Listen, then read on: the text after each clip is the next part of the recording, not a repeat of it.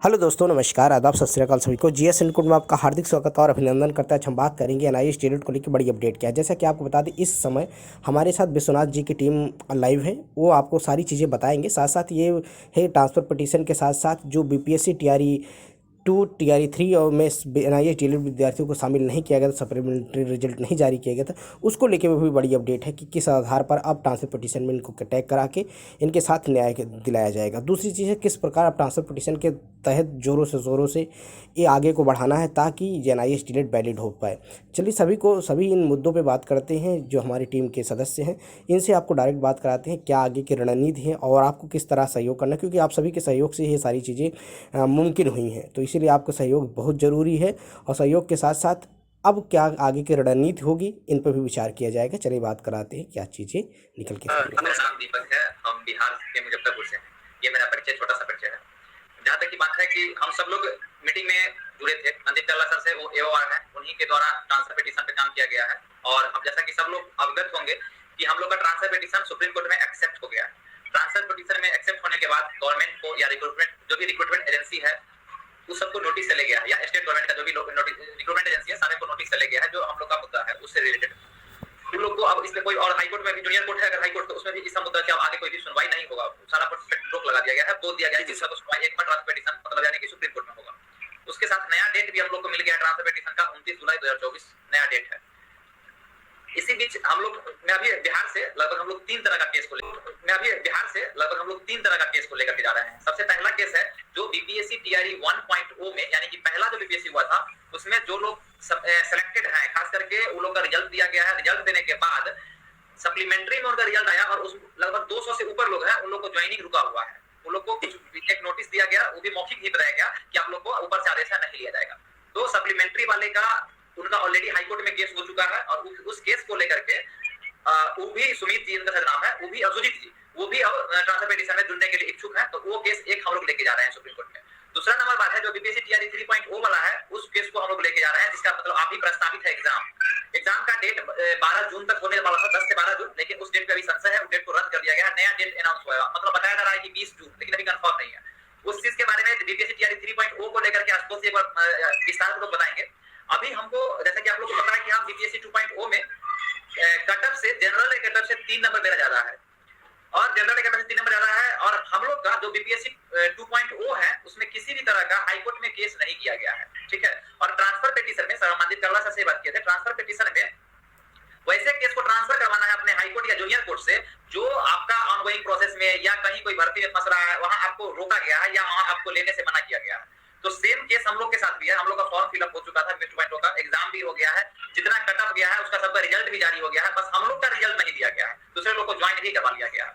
तो बीपीएससी 2.0 में जितने भी लोग हैं उस सारे लोगों को हम एक बात बताने के लिए अभी आज आए हैं। कल भी हम बात किए थे तो सर के द्वारा हमको बताया गया सब लोग को बता देने के लिए कि जो भी लोग बीपीएससी 2.0 में कटअप को पार किए हुए हैं वो लोग अपना एक जो स्क्रीनशॉट है जो वो निकाले होंगे जब एग्जाम दिए हैं, तो उनका डैशबोर्ड में उनका सारा चीज आ रहा है। आज हम लोग पटना हाईकोर्ट में केस करके, बस हम लोग को पटना हाईकोर्ट में केस करना है, क्लैप करवा करके फाइल करवाना है और उस केस के नंबर के द्वारा हम लोग सुप्रीम कोर्ट में ट्रांसफर पिटीशन सुनवाई में हम लोग काम करेंगे, ठीक है।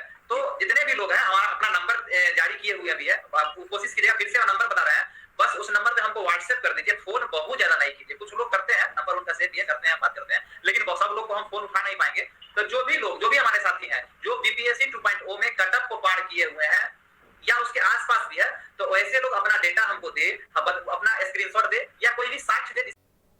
ट्रांसफर पिटीशन केस एक्सेप्ट हुआ है, ऐसा कोई सा दिन नहीं है जिसमें जो है हम लोग पूरा विश्वनाथ तक की चर्चा न करते हो। जब से एक्सेप्ट हुआ है हम लोग बार बार चर्चा कर रहे हैं और हम लोग ये 100% प्रयास कर रहे हैं कि हमारा जो पहला सुनवाई होगा 29 जुलाई को शायद टेम्परेरी जो डेट है, अगर उस दिन पहला सुनवाई होता है तो हम लोग जो भी पॉइंट बचा हुआ है उस पॉइंट को पूरी तरह से हम लोग बता पाए सुप्रीम कोर्ट में। रही बात बाकी जो राज्य अभी जो सुप्रीम कोर्ट आए हैं ट्रांसफर पिटीशन केस में, तो उनको मैं बताना चाहूंगा कि आपको हाईकोर्ट से आज नहीं तो कल सुप्रीम कोर्ट आना ही पड़ेगा, क्योंकि जहां से आपको जो है प्रॉब्लम हुआ है उस प्रॉब्लम को आपको सामना करना ही पड़ेगा।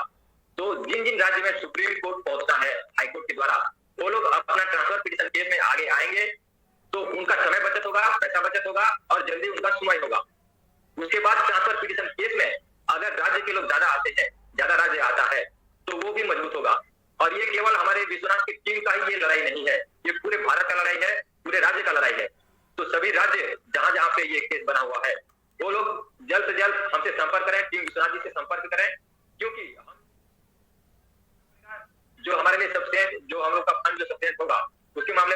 केस की अच्छी सुनवाई कर सके, उसके मामले में उस एक एक पॉइंट को हम लोग को इस तरह से हम लोग को वकील को समझाना है, बताना है, ताकि वहां जज जो है एक बार नहीं पूरी मुद्दा को समझ जाए। हमारी इसमें मेन मुद्दा अगर देखा जाए तो हमारी कोई गलती नहीं है। मेन गलती है एमएचआरडी की, एनसीटी की, जिन्होंने हम लोग को एक्सपोज कराया और पूरी तरह से ध्यान न देकर के उस नियम कानून को जो है नहीं समझाया। तो हम लोग उस बात को सुप्रीम कोर्ट में रखने का पूरा 100% प्रयास कर रहे हैं।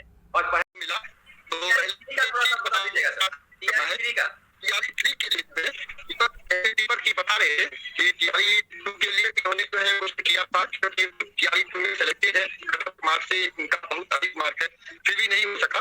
तो दुर्भाग्य की बात है, क्योंकि जब 3 दिन बाद ये जो है हमारा एनएस का लेटर है, तो लेकिन टीआरई 3 के लिए इसके पहले हुआ क्या था, पटना हाईकोर्ट में हम लोगों ने टेस्ट किया था और उस टेस्ट में हम लोगों का ये था कि हम लोगों को सामने अपेयर होने का मौका मिले और अगर मान लीजिए सुप्रीम कोर्ट के रिव्यू के माध्यम से अगर हम लोग के फेवर में ये चीजें मान लीजिए हमारे पक्ष में नहीं आती है इसका रिजल्ट, तो हमें जो है बाद में जो है इस पे हमारी रिजल्ट को रोक लगा दिया जाए या हमें अपॉइंटमेंट लेटर नहीं दिया जाए।